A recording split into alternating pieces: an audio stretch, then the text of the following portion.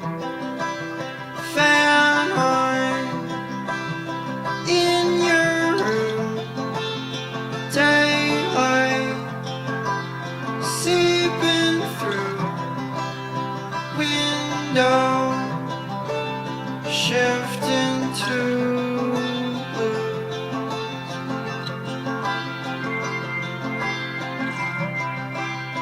Morning, separate,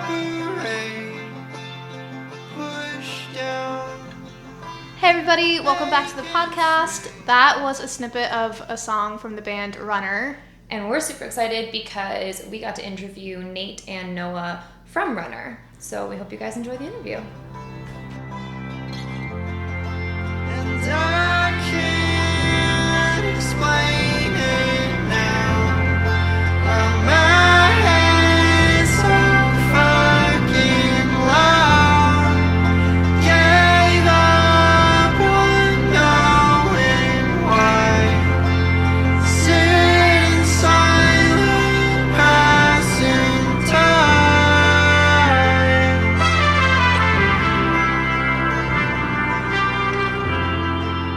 We're super excited to talk to you guys because truly since we found your EP, we've been buzzing about it. So this is cool for us. Yeah. So we like to start by taking it back to the beginning. So would you want to tell us what first sparked your interest in music and what made you want to pursue it? Yeah, you want to go first, Nate? Yeah. Well, I started playing piano in kindergarten. My mom signed me up against my will, really, and I actually really enjoyed it, which was fun. And then in fourth grade, it was kind of you pick an instrument or whatever. And then from kind of there on, I had a lot of great teachers in my life. I thought I was very fortunate to have very dedicated music teachers and stuff that kind of I don't know, made me really interested in it. And it was one of the things that I felt I saw really a passion for, and so I kind of grabbed onto that and just kept doing it, and kind of here we are, Yeah, no, that's awesome. Did you stick with the piano or did you choose another instrument in the... So, yeah, I still I can play piano now, but I play drums in the band. So it definitely helps for writing music, Yeah, and Nate will play some keys when we're recording and stuff too. Yeah, we do an acoustic show, I'll do some keyboard parts or whatever. Yeah, it's probably not what I'm best at. And what about you, Noah? I started playing trumpet in kindergarten. It was in jazz band for my whole life. And I think Nate and I being those high school jazz kids was something that we bonded over early on when we started playing together. And I started playing guitar in middle school. But I was still mostly jazz.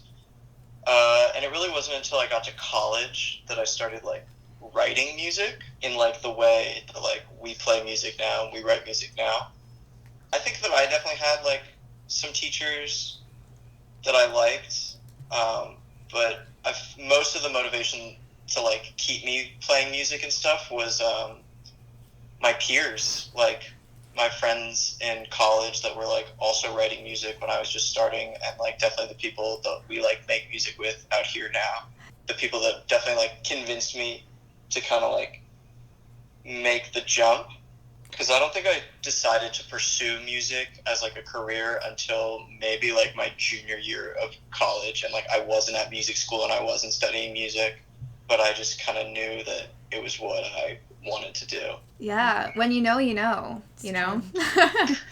Yeah. And definitely having a community of people around you that are interested in the same thing and are going to support you and push you to learn new things, and even just having friends that are oh, hey, here's how you use a loop pedal is so important.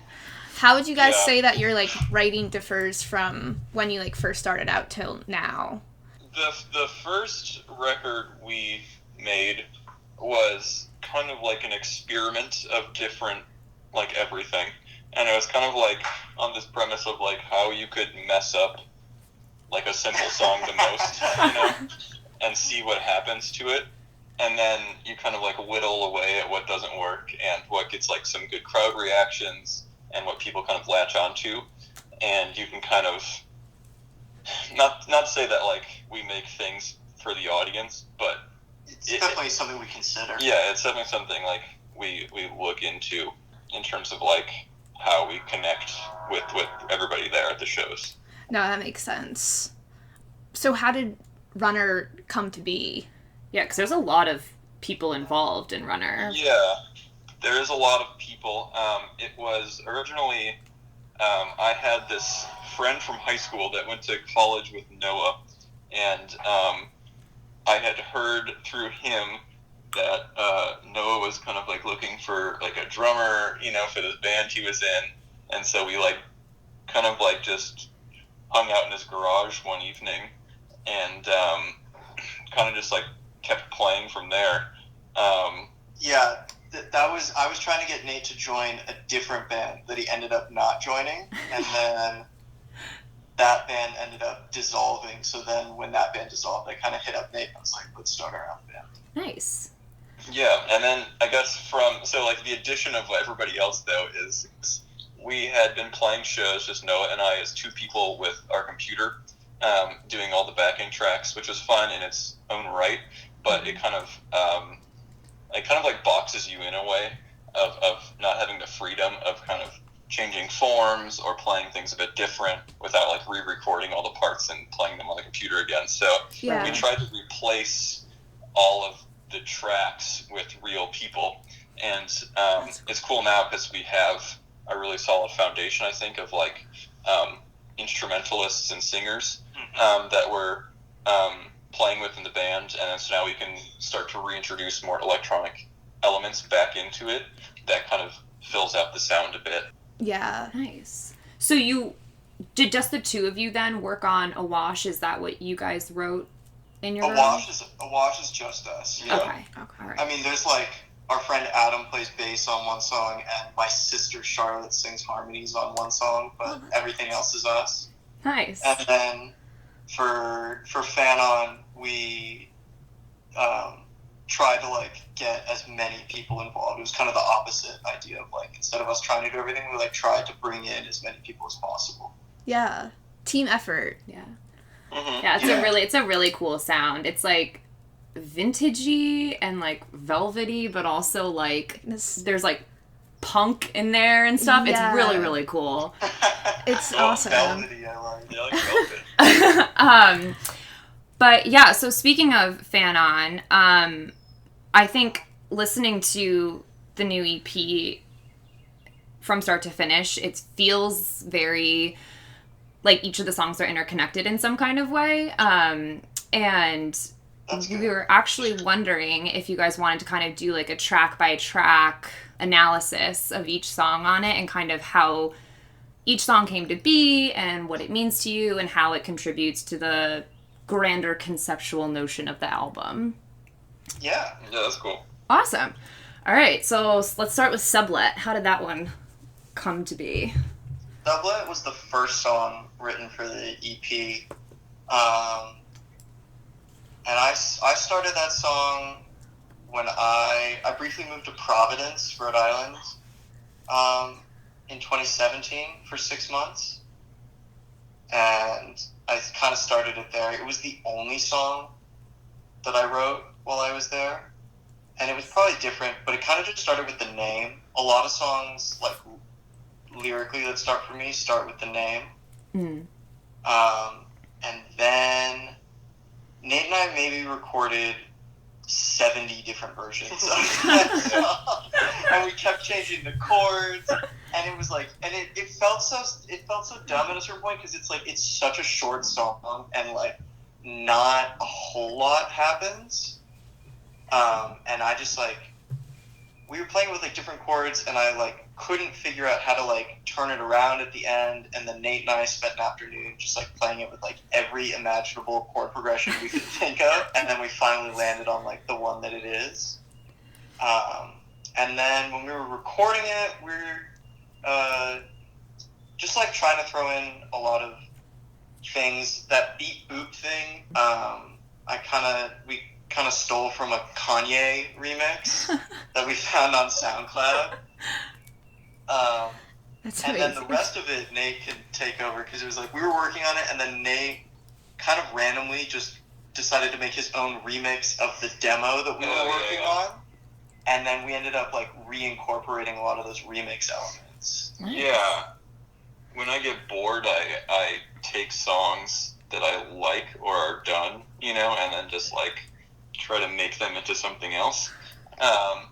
And I especially enjoy when Noah gives me like a vocal track only, because it allows me to like, you know, mess with vocals. And something I really like about like other music, like Kendrick Lamar comes to mind, specifically how he does like 3 different vocal sounds on all of his tracks. You know, so it's like there's like other people almost sounding like there's like interconnected with the song. And so I kind of started working on that as an idea, and we pitched Noah's voice up, flipped it around backwards, and then like chopped it and kind of replaced a bunch of the notes, and that kind of creates this like, I don't know, it's like almost like a soulful like yell in the background you'll hear on the choruses. All that pitch vocal stuff, like in the beginning and the choruses in the end, like that's all stuff that we just straight lifted from Nate's remix. Yeah, it was like a guitar riff from a Neil Young song that I had as like remix background. I remember that. It's really cool. I can send it to you guys. Yes, please do. You can never go just- wrong with Neil. Yeah, exactly. Especially his guitar playing, I guess. But so it's just like a lot of that, and kind of like trying to incorporate different kind of vocal melodies in there and riffs to kind of make it a more interesting song in terms of like just other things we can add. And I think that it really worked out because the ending of the song kind of like floats away from you. Yeah. And so those vocal melodies and like, you know, The samples sax and and synths stuff, and the yeah. sax stuff kind of all like turns into one big like mush of a sound, Yeah. which I think turned out really great. Yeah. No, it's really cool. And I like the whole part of it where you're asking, like, do I want this bad enough? Because it's just kind of a cool way, I think, to usher you into, I don't know, the sublet feels like you're, like, moving in or moving out of something or someplace. And then it's just kind of the start or the beginning of something. And you always think to yourself, like, oh, God, is it worth all this effort? Like, do I want this bad enough to do this? Yeah. It's true. That's for real. And there was like, I was definitely like questioning at that point, like if I like really had what it takes to like do music. And I felt like I was like living in these like tiny crappy rooms because I was like making no money and, you know, hustling. Yeah. I was like, I could like get a real job and have a nicer spot. Yeah. What do I really want? Yeah. But then you'll have the same question is like, do I actually Oh, want yeah. this though? Yeah. Yeah. It's not bad enough. Yeah. Yeah. Well, I mean, thank you for sticking with it, because then you delivered us track 2, which is Eggshell, which truly changed my life. So that's cool. But yeah, let's talk about Eggshell, because that was, I think, the track that roped both Julia and me in, and just the really cool idea, I think, of pairing, like, sort of just, like, trying to figure out, like, your life and the fragility of, like, your existential identity matched with the fragility of, like, cracking an egg in a pan is just, like, the coolest fucking thing. So how did Eggshell come to be? Eggshell started with Nate, who showed me this Lewis Cole song that had a drum beat. Yeah, it's called Hurricane. It's off I think the Green album. He's this drummer that everyone geeks out about if you went to UFC, basically. And he's got his own solo stuff, and he's just sick. But it kind of started with that drum beat and this demo that Noah kind of put together of this song idea that he was kind of unsure about because it sounded too poppy or something. Yes. And I was like, yo, you gotta keep this one. Yeah. Yeah, and I think, like, thematically, that song was important because we wrote that song last summer, like almost exactly a year ago. Wow. And I moved back to LA last January, so like a year and a half ago. And between January and that, I hadn't written anything. Ooh. And I was like working only dinner shifts at this restaurant and like spending the whole day trying so hard to write and having like nothing hit me. Like nothing was coming out of it. And I was like spending kind of all day. I would cook these like long, elaborate breakfasts just to fill time because I didn't have to go to work until 6. It's like if I wake up at 10, I have, Jesus, a whole day to just like get through. So like that's kind of where the idea came from. As far as like the sounds go, that was the beginning of us starting to like reach out to more other people. Our friends Roswell and Matt are on keys and bass respectively, and they're kind of like local like hip hop jazz cats, and we just saw that song as like needing a little bit more of that element to kind of like counterbalance the folk pop side of it. Yeah, the brass in there is really, really cool. Thematically, definitely relate. I anxiety clean to fill my time, so. And next is Super Lotto. So would you guys want to talk about that one? Yeah, that one was always kind of like maybe a black sheep on the record.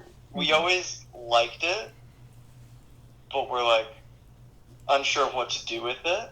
There were a few different versions. It was just like that guitar riff we had, and that's how it started. Yeah, it was always like a really fun guitar riff, and then we were like, is this too out, or is it too different, or like, does it really fit very well?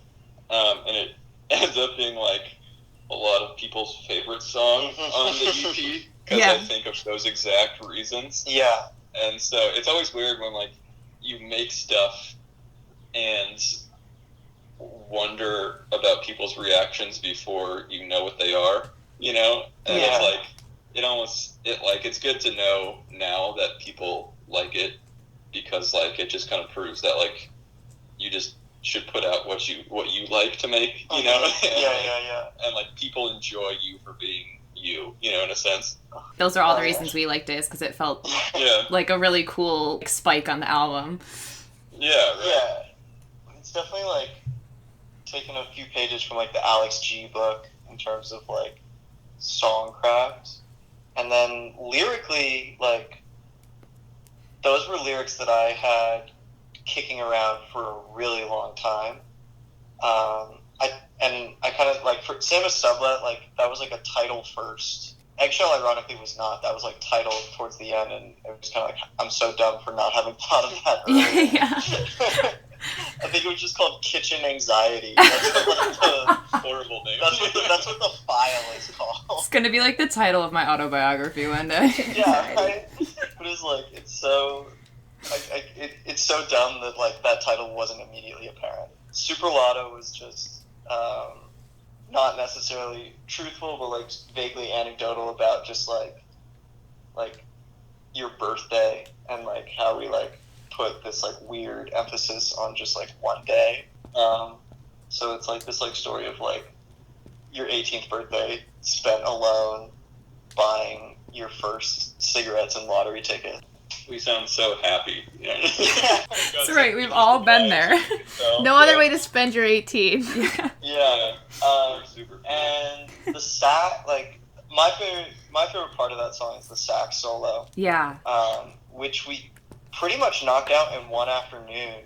And yeah, it's like just like more of Nate like taking things and chopping them up and flipping them around.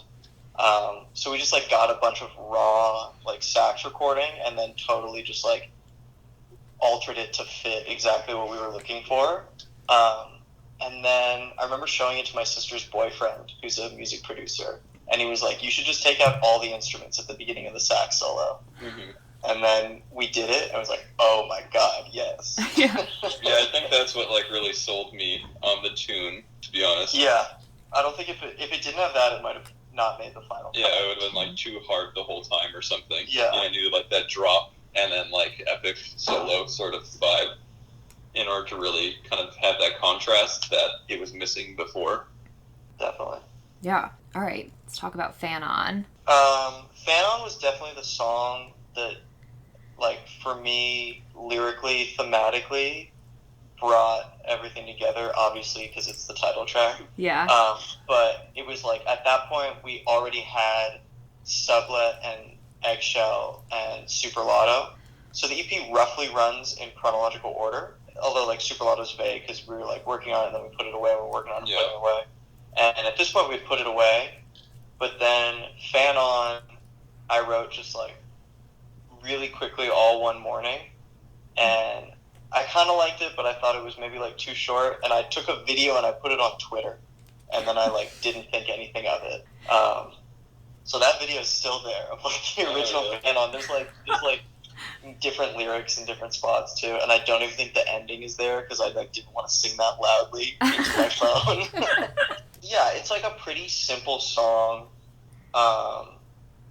It was fun because we knew that we wanted to do these, like, field recording things at the end. So then for, like, a couple weeks, I was just, like, everywhere I went, just, like, taking little iPhone voice memos. So at the end of it, there's, like, a crosswalk.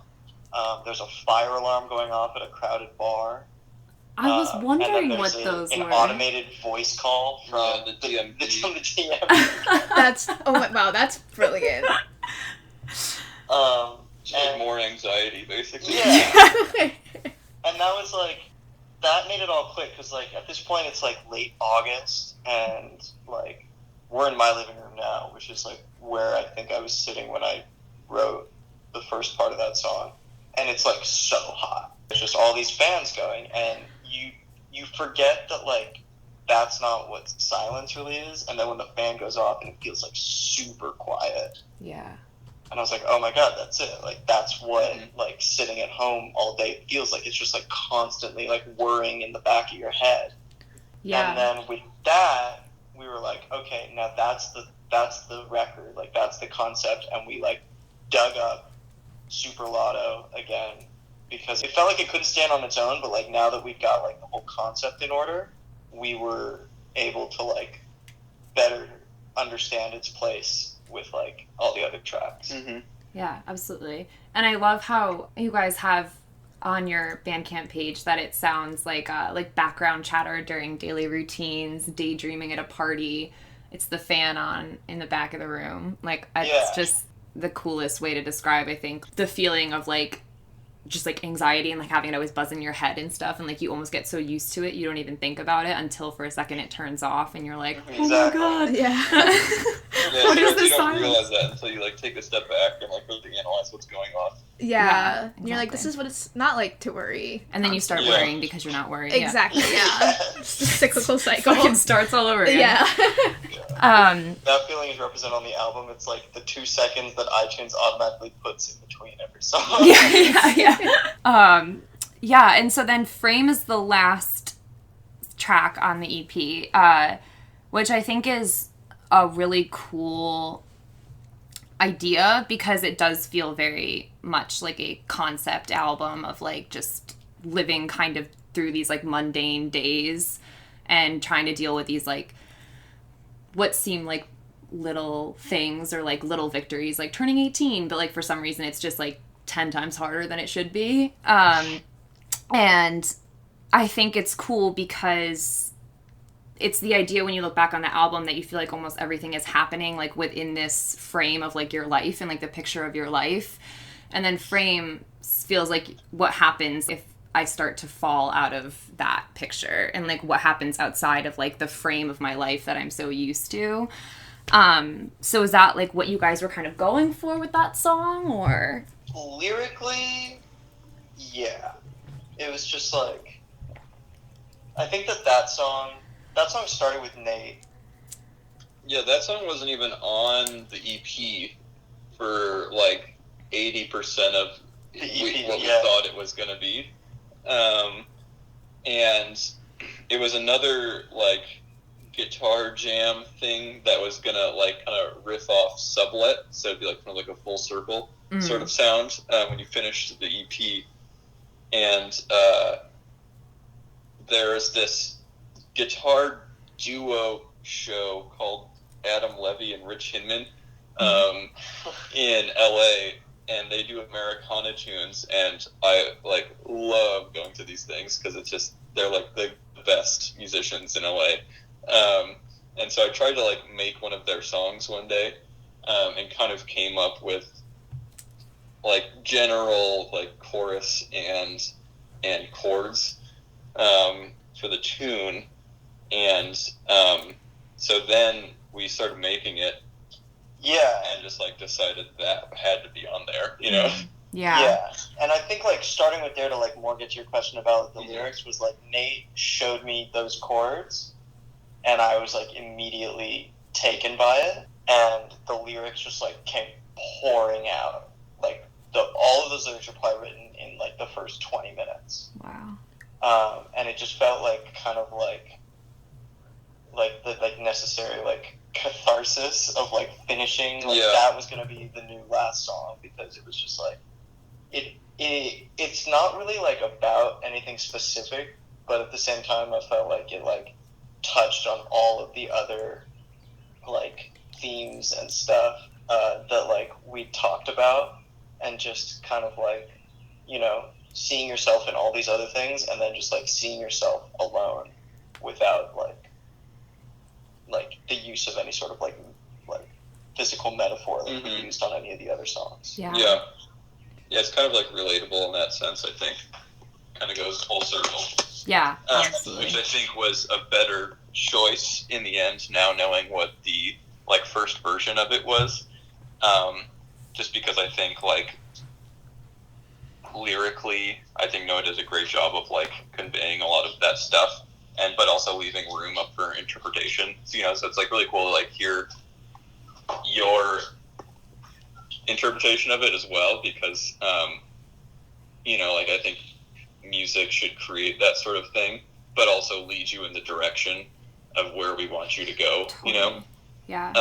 And so it's cool to hear like you guys talk about it too, because well, it's not about anything specific for us. We do like have a lot of different specific moments, but there's not like one idea that like is the whole song. Right, but like the intent of our, you know, like the way we craft the song and everything definitely goes in the direction of like tying the EP together. Yeah.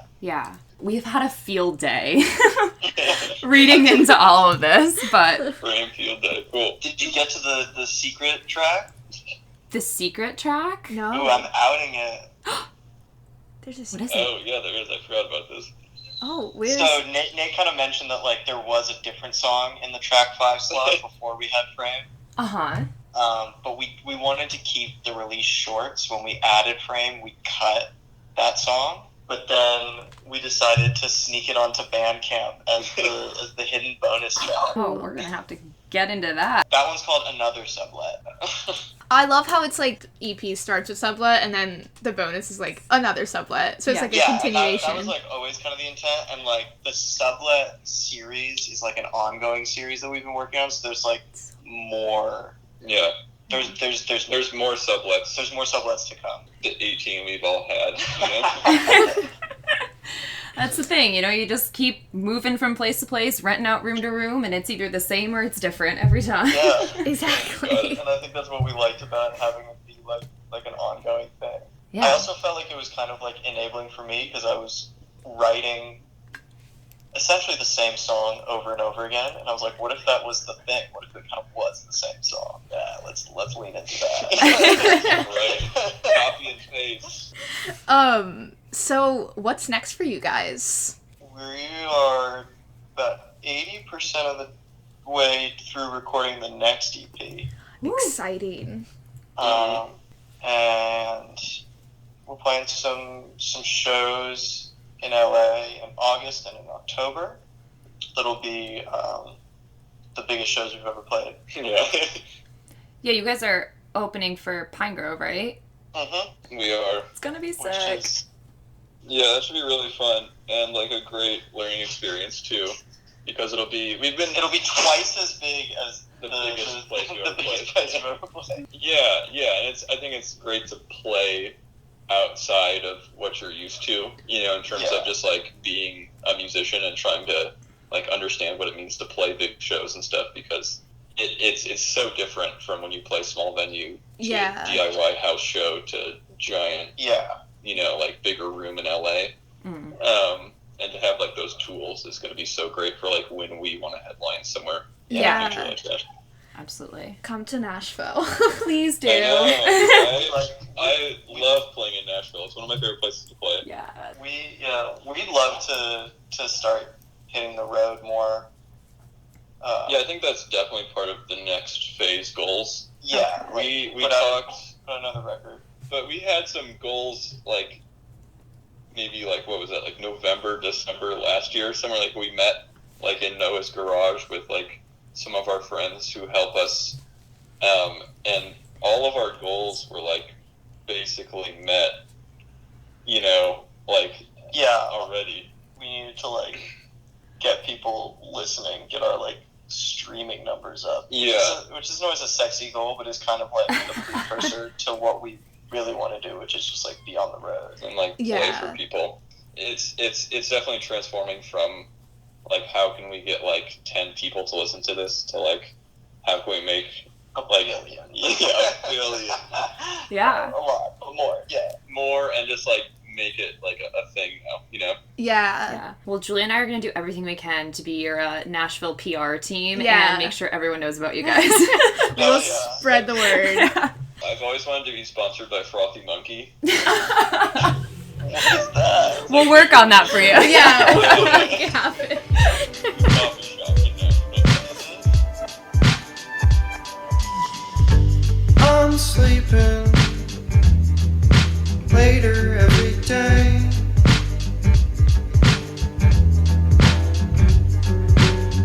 I let my time all go to waste.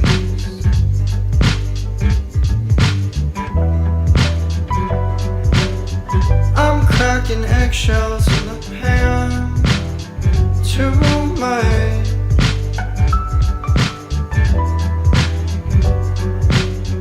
I don't know if I'm washing my hands enough.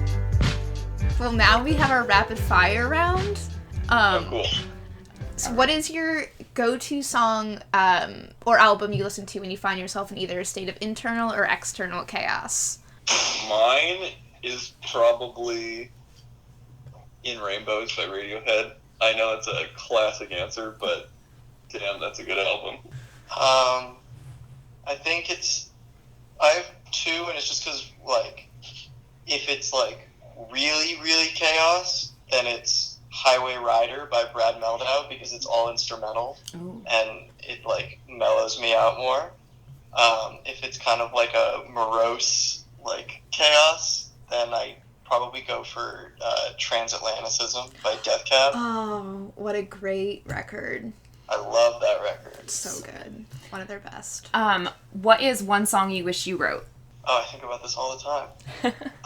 Tiny Vessels by Death Cab. Yes. I'm double dipping on the same Death Cab album. Yeah. Hey. Shout out to Benjamin Gibbard. We got a fan on our hands. Oh, it's Rejoice by Julian Baker. Yes. I am a big jazz head as well as rock. And this song, 7 Steps to Heaven by Miles Davis, like really gets me every time I listen to it. Really? Yeah, it's like one of my favorite jazz tunes, if not my favorite. Interesting. I like that song. And that one would be super cool if I could have under my belt.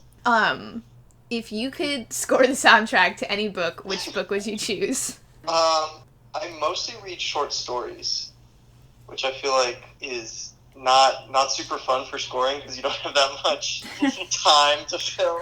It's like a YouTube right. worth of time.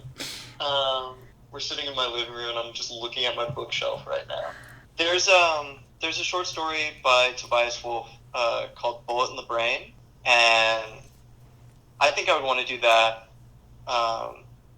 It's really short, and it's just about this guy who gets shot in the head by a bank robber, and it's like what his last thought is as like the bullet passes through his skull. Wait, that's so which is interesting. like dark, but also really just like cool. really kind of like slow and tender, and it kind of just goes to this like random memory. And it's a story that I really like, and I think it would be fun to score because it's like two really distinct moods. There's kind of like the chaos of a bank robbery, and then the kind of like soft lull of like where his mind goes. That'd be cool. Yeah, I never thought about like short stories because there is like an interesting like it kind of jumps all over the place, you know, which would be kind of fun if you did like a whole book of short stories. Yeah. Yeah, like a collection. Yeah, like a collection, I think would be really fun.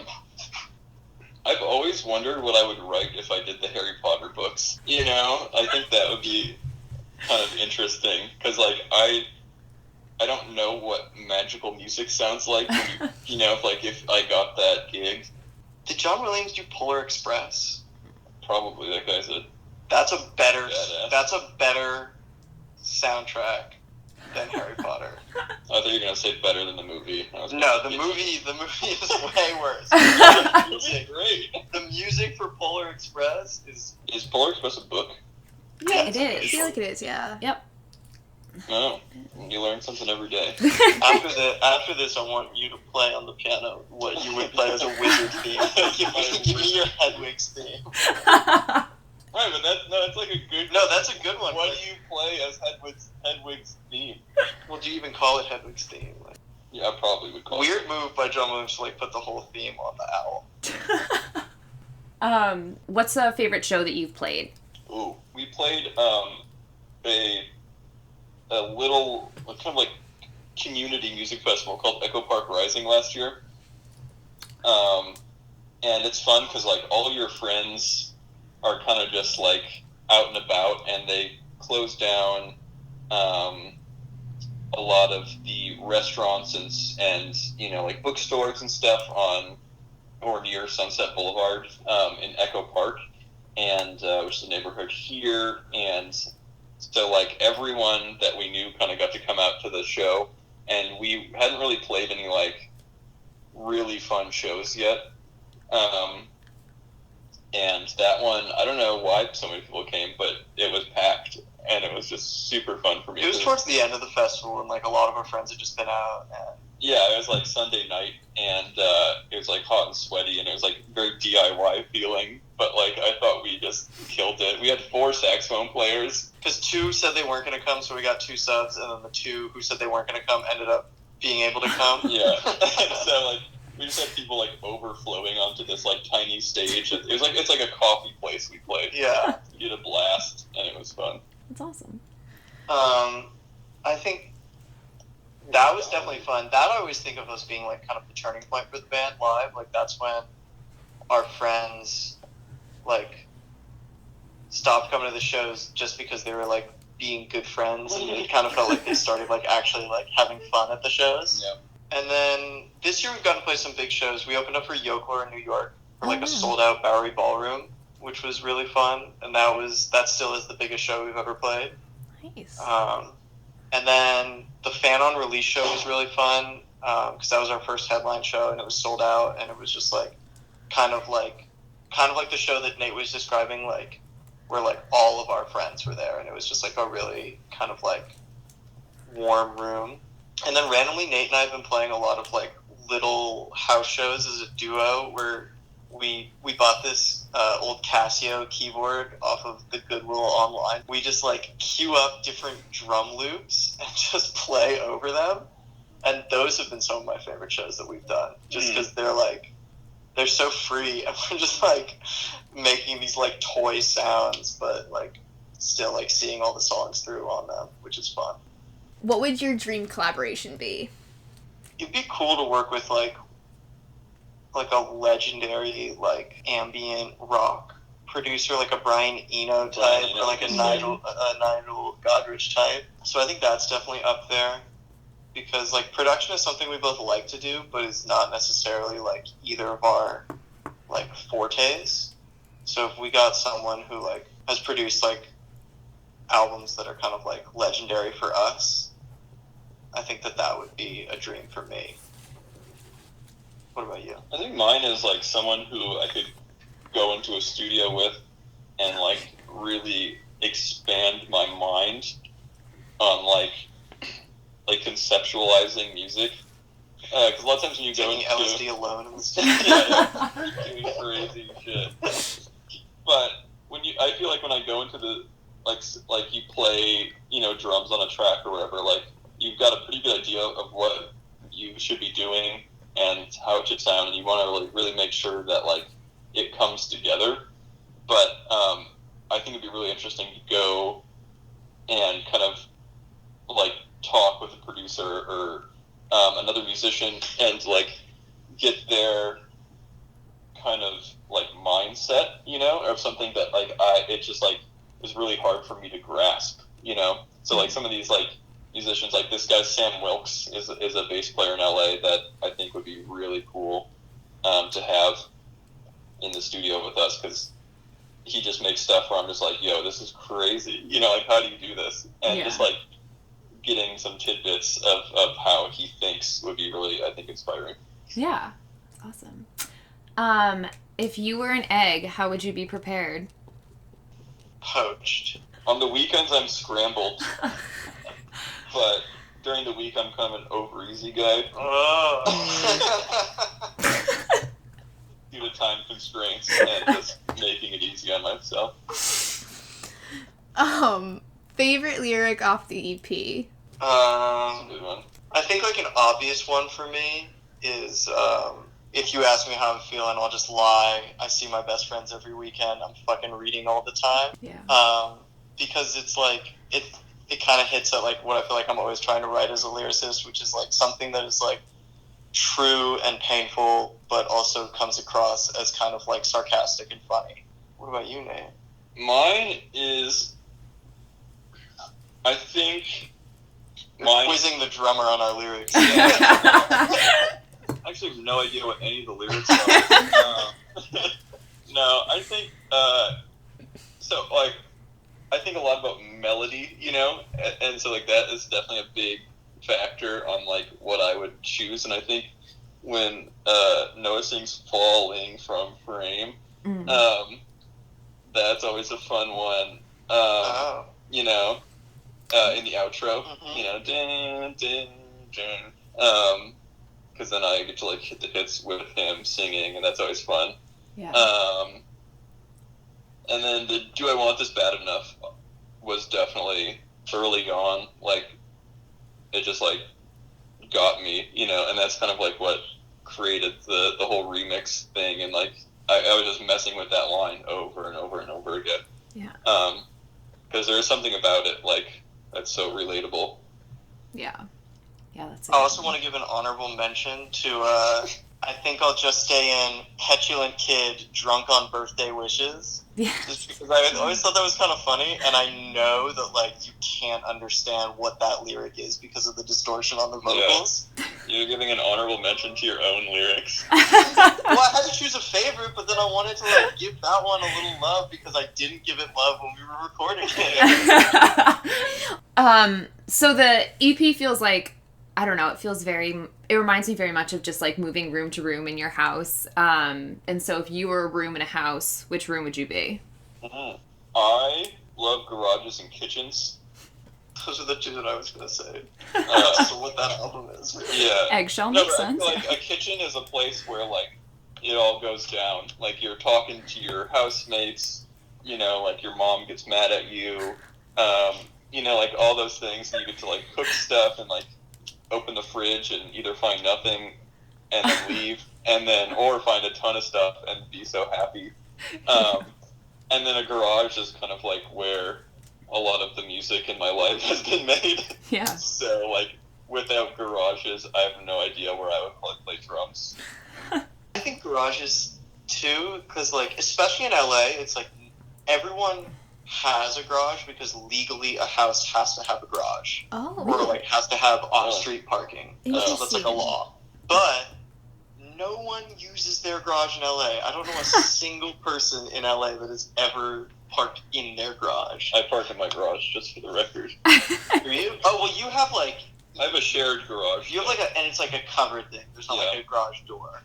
I'm talking about like the people that have like full-on garage doors, Yeah. like what I have here.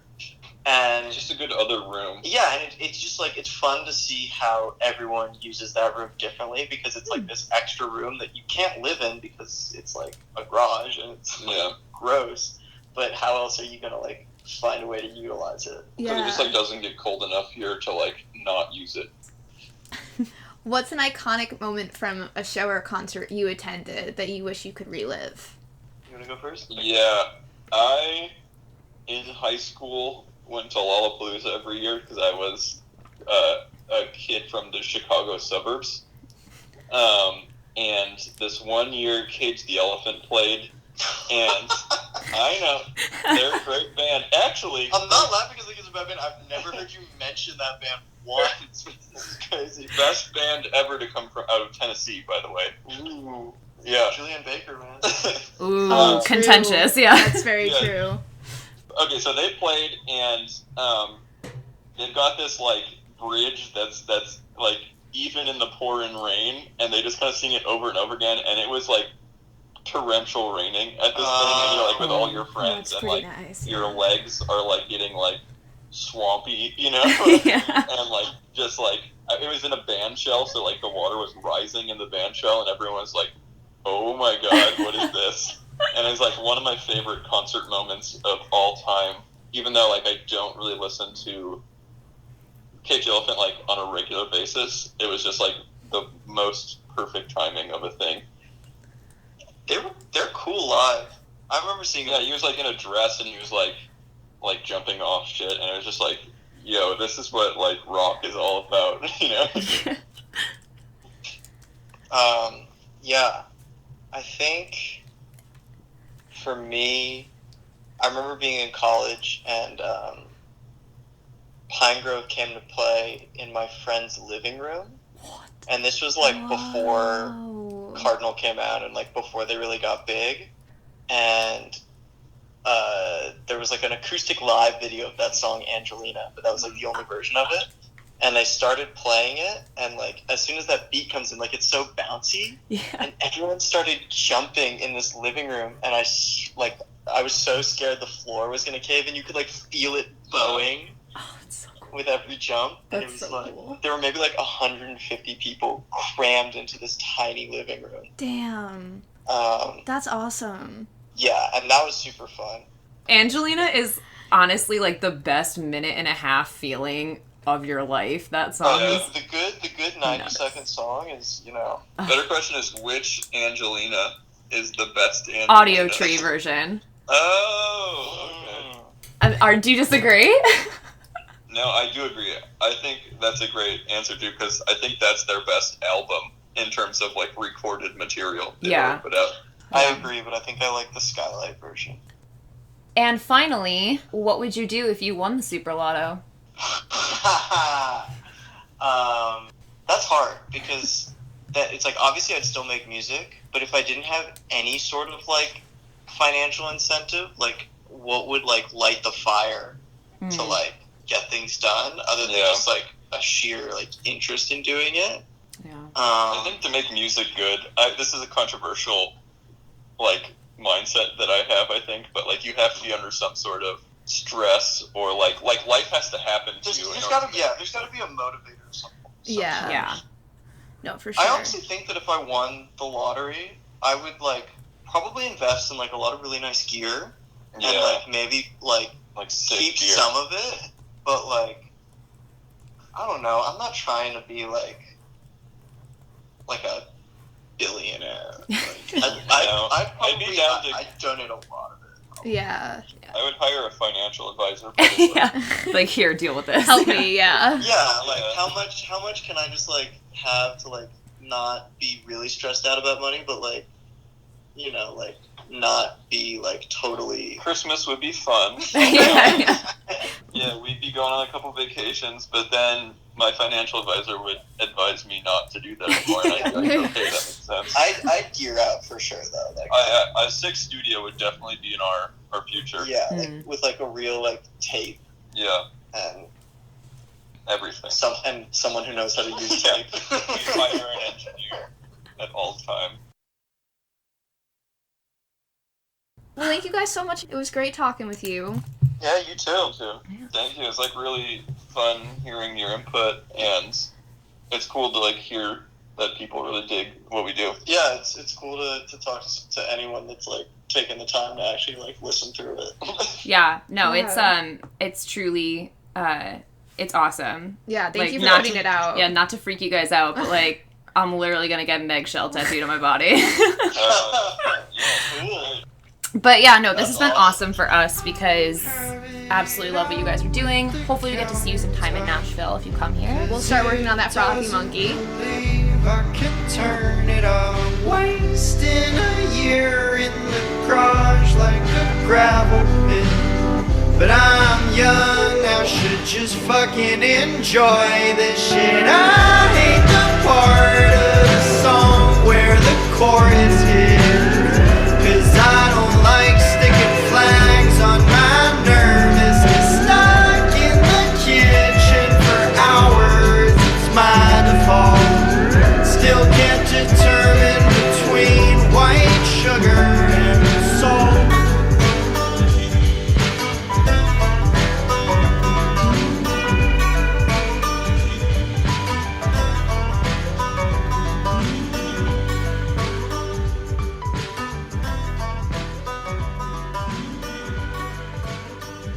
Thanks for listening, everyone. If you like what you heard, be sure to follow us. And follow Runner. It's Runner with 3 N's, and we will link their social media and their music in the description below.